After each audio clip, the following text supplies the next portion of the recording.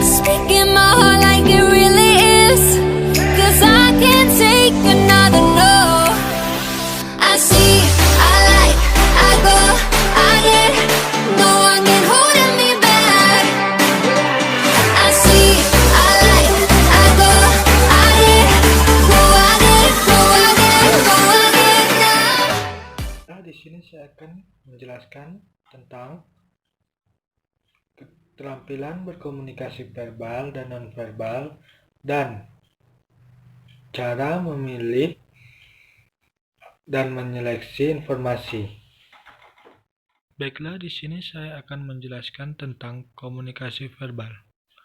Apa itu komunikasi verbal? Komunikasi verbal adalah bentuk komunikasi yang disampaikan komunikator kepada komunikan dengan cara tertulis atau lisan. Komunikasi verbal menempati porsi besar karena kenyataannya ide-ide, pemikiran, atau keputusan lebih mudah disampaikan secara verbal daripada nonverbal, dengan harapan komunikan bisa lebih mudah memahami pesan-pesan yang disampaikan. Contoh komunikasi verbal melalui lisan dapat dilakukan dengan menggunakan media. Contohnya seseorang yang bercakap-cakap melalui telepon. Sedangkan komunikasi verbal melalui tulisan dilakukan dengan secara tidak langsung antara komunikator dengan komunikan. Proses penyampaian informasi dilakukan dengan menggunakan berupa media surat, lukisan, gambar, grafik, dan lain-lain. Kita masuki pengertian komunikasi nonverbal. Secara sederhana, komunikasi nonverbal dapat didefinisikan sebagai berikut. Non yang berarti tidak, verbal yang bermakna kata-kata, sehingga komunikasi nonverbal dimaknai sebagai komunikasi tanpa kata-kata.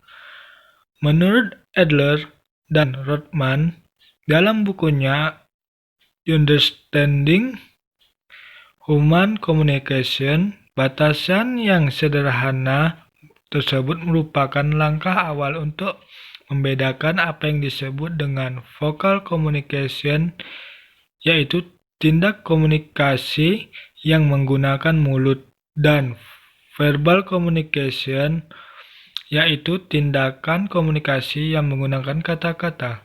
Dengan demikian, definisi kerja dari komunikasi nonverbal adalah pesan lisan dan bukan tulisan yang dinyatakan melalui alat lain di luar alat pembahasan. Menjelaskan tips atau cara memilih dan menyeleksi informasi. Pada saat perkembangan zaman media sosial saat ini, kita begitu banyak melihat berita-berita yang disampaikan oleh orang yang tidak bertanggung jawab, itu kepastian atau kebenarannya, yang biasa kita sebut yaitu berita hoax. Dalam menyikapi hal ini, kita harusnya memahami terlebih dahulu apakah itu benar atau tidak. Dengan cara, kita harus memastikan langsung atau memerlukan bukti yang menyatakan berita itu benar apa tidaknya. Dan hendaknya kita tidak boleh menyampaikan berita tersebut yang belum tahu kepastian, kebenaran, dan tidaknya berita tersebut. Baiklah, sekian presentasi dari saya. Wabillahi taufik wal hidayah. Wassalamualaikum warahmatullahi wabarakatuh.